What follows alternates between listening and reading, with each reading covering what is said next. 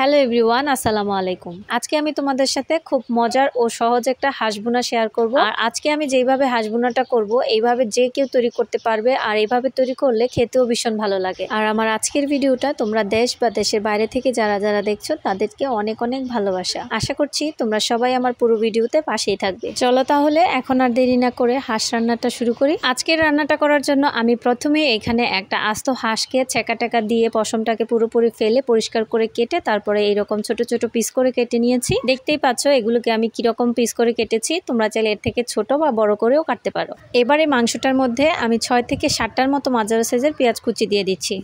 এখন এর মধ্যে দিয়ে দিচ্ছি 1 টেবিল চামচ পরিমাণ রসুন বাটা আর 1 টেবিল চামচ পরিমাণ দিয়ে দিচ্ছি আদা বাটা। এখন এর মধ্যে দিয়ে দিচ্ছি স্বাদ মতো লবণ। লবণটা যদি আবারও প্রয়োজন হয় পরেও দিতে পারবো।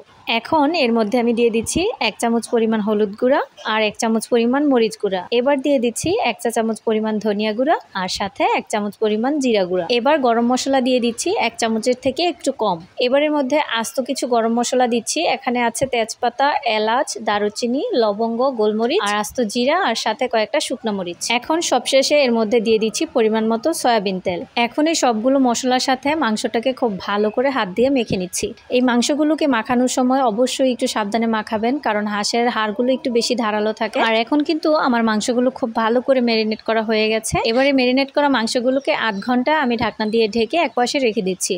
এবার 8 ঘন্টা পরে মাংসটাকে আমি চুলার মধ্যে বসিয়ে দিচ্ছি আর ঢাকনা দিয়ে ঢেকে দিলাম। এবার চুলার আঁচটাকে মিডিয়ামে রেখে মাংসটাকে আমি 15 থেকে 20 মিনিট খুব ভালো করে কষিয়ে নিচ্ছি। আর এই মাংসটাকে কষানোর সময় আমি এরকম 2-1 বার ঢাকনাটাকে উঠিয়ে মাংসগুলোকে খুব ভালো করে নেড়ে চেড়ে দিচ্ছিলাম, যাতে করে নিচে লেগে না যায়। মাংসটাকে এইভাবে 2-1 বার ভালো করে নাড়াচাড়া করার পর আবারও আমি ঢাকনা দিয়ে ঢেকে দিয়েছি। আর যখন মাংসটা খুব ভালো করে কষানো হয়ে যাবে তখন কিন্তু পেঁয়াজগুলো একেবারে গলে যাবে। দেখতেই পাচ্ছ খুব সুন্দর করে পেঁয়াজগুলো একেবারে মাখা মাখা হয়ে গেছে। এবারে কষানো মাংসটাকে আমি আরো একটু ভালো করে ভেজে নিচ্ছি, এতে করে মাংসের কালারটা আরো ভালো আসবে আর খেতেও বেশি ভালো লাগবে। মাংসের কালারটা একটু চেঞ্জ হয়ে গেলে এর মধ্যে আমি পানি দিয়ে দিচ্ছি পরিমাণ মতো। পানিটা দেওয়া হয়ে গেলে মাংসের সাথে পানিটাকে খুব ভালো করে মিক্স করে দিয়ে ঢাকনা দিয়ে ঢেকে দিচ্ছি আবারও 15 থেকে 20 মিনিটের জন্য। চুলার আঁচটাকে মিডিয়ামে রেখে 15 থেকে 20 মিনিট রান্না করার পর মাংসের পানিটা যখন পুরোপুরি শুকিয়ে যাবে ঠিক তখন এরকম দেখতে হবে। মাংসের পানিটা শুকিয়ে মাংসটা খুব ভালো করে আবারও ভুনা ভুনা হয়ে গেছে। এখন মাংসটাকে আরো একটু ভালো করে নেড়ে চেড়ে এর মধ্যে আমি আবারও পরিমাণ মতো পানি দিয়ে দিচ্ছি। আমি কিন্তু হাঁসের মাংসটাকে সবসময় এরকম 2 বার কষিয়ে রান্না করি, এতে এটা খেতে যেরকম ভালো হয় কালারটাও খুব সুন্দর হয়, সাথে করে মাংসটাও অনেকটা নরম হয়। এখন এটাকে ঢাকনা দিয়ে ঢেকে আগের মতোই আমি 15 থেকে 20 মিনিট রান্না করব।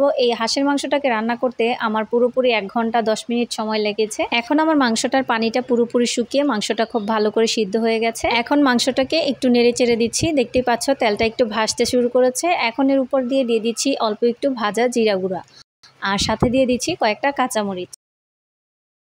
এখন এই মাংসটাকে আবার আমি কিছুক্ষণ ঢাকনা দিয়ে ঢেকে দমে রেখে দিচ্ছি, এতে করে ভাজা জিরা আর কাঁচামরিচের ফ্লেভারটা পুরোটা মাংসের মধ্যে ছড়িয়ে পড়বে। আর এখন দেখতেই পাচ্ছ আমার রান্নাটা পুরোপুরি কমপ্লিট হয়ে গেছে। দেখো মাংসের কালারটা কতটা সুন্দর হয়েছে। আমার আজকের এই হাঁসের মাংস ভুনাটা তোমাদের কাছে কেমন লাগলো অবশ্যই কমেন্টে জানিয়ে যেও। আর যদি ভালো লেগে থাকে তাহলে লাইক, কমেন্ট এবং ফলো দিয়ে পাশে থেকো। আল্লাহ হাফেজ।